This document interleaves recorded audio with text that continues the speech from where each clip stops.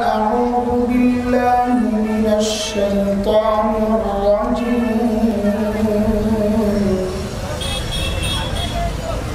بسم الله الرحمن الرحيم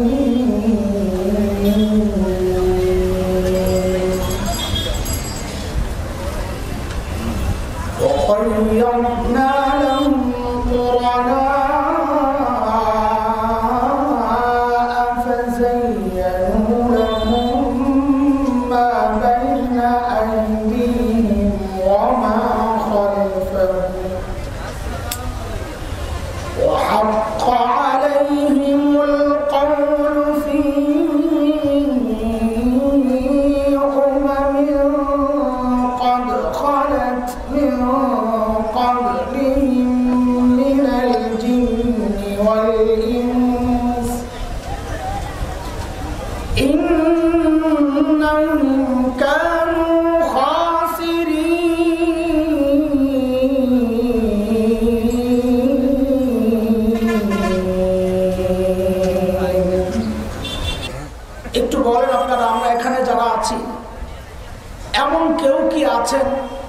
যে তার নিজের সন্তানকে একটা বন্ধ ঘরের মধ্যে আটকাইয়া যেখান থেকে বের হওয়া অসম্ভব ওই বন্ধ ঘরের মধ্যে একটা বিষাক্ত সাপ ছেড়ে দেবে, এমন কোন বাবা আছেন? এটা কোন সুস্থ বাবার পক্ষে সম্ভব? একজন বাবা তার সন্তানকে যতটা মহব্বত করেন, আল্লাহ সুবহানাহু ওয়া তাআলা তার বান্দাকে তার চেয়ে আরো অনেক বেশি, বহু গুণ বেশি মহব্বত করেন। যদি তাই হয়, একজন বাবার পক্ষে যদি সন্তানকে বন্ধ করে আটকায়া ইবলিস বিষাক্ত সাপ ছেড়ে দেওয়া সম্ভব না হয়, তো আল্লাহ তাআলা কি করে এই বন্ধ দুনিয়ার মধ্যে আমাকে আপনাকে আটকায়া, যাদেরকে আল্লাহ এত ভালোবাসে, আটকায়া ভেতরে বিষাক্ত শয়তান ছেড়ে দিলেন? প্রশ্ন জাগে আপনাদের। আল্লাহ শয়তান না পাঠাইলে তো আমরা এত বিপদে পড়তাম না, তাই না? তো কেন ছাড়লেন ভাই? আর এই প্রশ্ন জাগে আপনাদের। জাগলে উত্তর বুঝে আসবেন, ভেতরে ঢুকবে উত্তর। প্রশ্নই না জাগলে উত্তর তো বুঝে আসবে না। আপনাদেরকে প্রশ্ন জাগে, জানলে এত মায়া করলে আমাদের সাথে আবার শয়তানকে কেন পাঠাইলে? এটা সহজ কথা। দেখেন, ছোটবেলায় আমরা তো ঢাকার ছেলে, মাদ্রাসার পাশের ছোট্ট মাঠে সুযোগ পাইলে একটু খেলতে যাইতাম, যখন ঘুরাঘাড়া ছিলাম আর কি। তো মাঝে মধ্যে বিচার আসতো, কে কে খেলতে গেছে রে, আসামি কেটা? এই যে 10 জন আসামি। যারা শিক্ষক তারা জানেন ভালো ছাত্রদের প্রতি ওস্তাদদের একটা দুর্বলতা থাকে। তা আমি যেহেতু আমার ক্লাসে সবসময় জামাতে ফার্স্ট হইতাম, তো ওস্তাদরা আমার একটু মায়া করতেন। তো যেই দেখতেন আসামির কাঠগড়ায় আমিও আছি, তো ওস্তাদরা চাইতেন কোন রকমে আমার সাইড করে বাঁচায় দেওয়া যায় কিনা, মারতে চাইতেন না। ওস্তাদদের এই দুর্বলতার সুযোগ আমরাও নিতাম, বুঝতাম আমরা যে আমার প্রতি একটু দুর্বল, আমারে মারবে না, একটা ধমকি টমকি দিয়ে সাইড করে আমার বিদায়ের ব্যবস্থা একটা হবে। এই বুঝ আমাদের থাকার কারণে আমরা কি করতাম, আমি আপনারাও এই কাম করছেন, এই 2 নম্বর এটা করছেন সবাই। ওই ক্লাসের দুষ্ট যেটা, যার কারণে আসলে আমরা খেলতে গেছি, ও ফুসলাইয়া নিয়ে গেছে, তো ভাবতাম মায়ের তো তুই খাবি, তোর তো মিস নাই। তো নিজের বাঁচানোর জন্য ওস্তাদ যখন জিজ্ঞেস করতেন, ওই কেন করছস, কেন গেলি, তো আস্তে করে ওর উপরে চাপাই দেবো, হয়ে গেছে। ওস্তাদ যেন চাইতেন এমন একটা কিছু যে কোনো একটা করে তুই জানা, যেই ওর উপর চাপ পড়তো তো আমাদেরকে ধমকায় টমকায় বিদায় করে ওরা ধরতেন, তুই নিজে খারাপ, আবার ভালো বলে কেন খারাপ করছ, তো বিরাট। হাসরের মাঠে দুনিয়ায় আল্লাহ আমার আপনার সাথে শয়তান কেন পাঠাইছে? হাসরের মাঠে আল্লাহ যখন জিজ্ঞেস করবেন, এরে বান্দা এই গুনাহটা তুই কেন করলি, তো আল্লাহ আমার আপনার বাঁচার একটা রাস্তা রাখছেন। কি সেটা? যেই জিজ্ঞেস করবেন কেন করলি, তা আস্তে করে চাপায়া দেওয়ার একটা সুযোগ পাওয়া গেছে, আল্লাহ শয়তান করেছে। শয়তান যদি না থাকতো তো সব অপরাধ আর গুনার দায়ভার নিজের কাঁধে পড়তো। শয়তান থাকার কারণে নিজের অপরাধের দায়ভার কার কাঁধে চাপায়া দেওয়ার একটা রাস্তা পেয়ে গেছে। কথা বলেন না? তো তো ওই শয়তানও আমাদের জন্য একটা উপকারে আসছে। এটা একটা সাদামাটা জবাব, কিন্তু আমাদের বড়রা যে জবাব দিয়েছেন সেটা হচ্ছে, আপনারা বিশ্বকাপ বুঝেন তো না? বিশ্বকাপ দুনিয়ার খেলাধুলা যারা করে সর্বশ্রেষ্ঠ কাপ এটা। খেলতে কারা যায়? ঝাউয়া একাদশ, সুনামগঞ্জ যুব সংঘ, এটা তোমার খেলা দেখতে নিয়ে দিবে। ওই দুনিয়ার সেরা সেরা দলগুলো যায় ওই কাপটা ছিনায় আনতে। কাপ যত বড়, প্রতিযোগী তত শক্তিশালী। আল্লাহ তাআলা যেন আমাকে আপনাকে এই অফার করেছেন, এরে বান্দা আমি তোমার জন্য জান্নাতের মতো বিশাল নিয়ামত রাখছি, এটা তুমি নিতে চাও? বলে চাই। যদি চাও তো দুনিয়ায় যায়া সবচেয়ে শক্তিশালী শত্রু শয়তানকে হারাইয়া তারপর আসো। বলে আল্লাহ এমনি তো দিয়ে দিতে পারতেন। আল্লাহ যেন বলেন, বান্দা এটা আমার সিস্টেম না, শয়তানের সাথে মোকাবেলা করবা, জিতবা, পুরস্কার পাইবা, তবে তুমি ভয় পাইও না। কেন?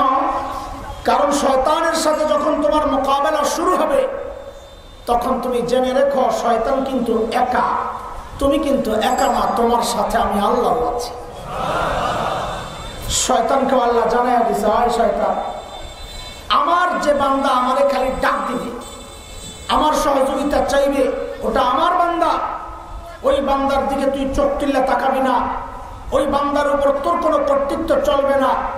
ইন্না ইবাদি লাইসা লাকা আলাইহিম সুলতান,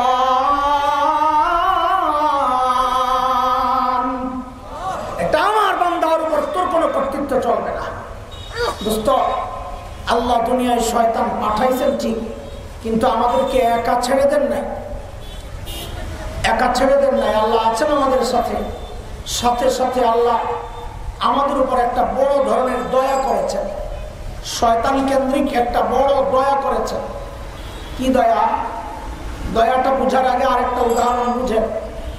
আমি কিন্তু এখনো ভূমিকাতে আছি, কথাগুলো বুঝেন, তারপর ওই আয়াতে ঢুকবো ইনশাআল্লাহ। কি দয়া করেছেন? দুই দেশ যখন যুদ্ধ লাগে, রাশিয়ার কে ইউক্রেন, হ্যাঁ বলেন না, কে লাগছে? রাশিয়ার কার পক্ষে আছে? হ্যাঁ বলে আবুল আবার আবু জাহেল মারামারি লাগছে, আমি কার পক্ষ নেই? সোজা হিসাব না, লাগছে কে? আবুল আবার আবু জাহেল। আমি কার পক্ষে নেব? আমার ভালোই লাগতেছে, যা তোরা তোরা মাইরা সাফা হয়, আমরে কম মানুষ নেই। আল্লাহ আল্লাহ আল্লাহ। যুদ্ধের একটা বড় কৌশল হচ্ছে প্রতিপক্ষ শিবিরে গুপ্তচর ঢুকাইয়া তাদের তথ্য চুরি করা। এটা যুদ্ধের একটা ভয়ঙ্কর কৌশল। এই কৌশলে যারা জিতে যায়, জয় তাদের দিকে, তাদের পাল্লা ভারী হয়ে যায়। আমি একটা ছোট্ট উদাহরণ দিই আপনাদের। আরব ইসরায়েল যুদ্ধ শুরু হলো। যুদ্ধের আগে ইসরায়েলের, আজকের যে ইসরায়েল যত শক্তিশালী, এক সময় তো অত শক্তিশালী ছিল না। আরবরা চাইলে ওদেরকে হারাইতে পারত। আরব বলতে তখন মিশর, জর্ডান, সিরিয়া, এই হচ্ছে তিন দিকের, একদিকে সাগর। তো মিশরের নেতৃত্বে আরব দুনিয়া এরা সিদ্ধান্ত নিল, গোপনে হঠাৎ ইসরায়েলের এক আনন্দ দিবস, ওই দিবস উদযাপনে ওরা ব্যস্ত থাকবে, হঠাৎ আচমকা ওদের উপর হামলা করা হয়। এই সিদ্ধান্তে আরবরা আস্তে আস্তে আগাইতেছে ইসরায়েলের দিকে। ঘটনাচক্রে মিশরের প্রেসিডেন্টের জামাই ছিল ইসরায়েলের গোয়েন্দা সংস্থা মোসাদের এজেন্ট। দেখেন কোন জায়গায় ঢুকে গেছে। ও এই সমস্ত তথ্য নিয়ে লন্ডন চলে গেছে, যায়া ওখানে ইসরায়েলের গোয়েন্দা সংস্থার প্রধানকে খবর দিছে তাড়াতাড়ি লন্ডন আসে। লন্ডন তিনি গেছে, সে গেছে, তার কাছে এই সমস্ত তথ্য যখন সরবরাহ করেছে, ওরা অবাক হয়ে গেছে, কিরে আমরা কিচ্ছু জানি না।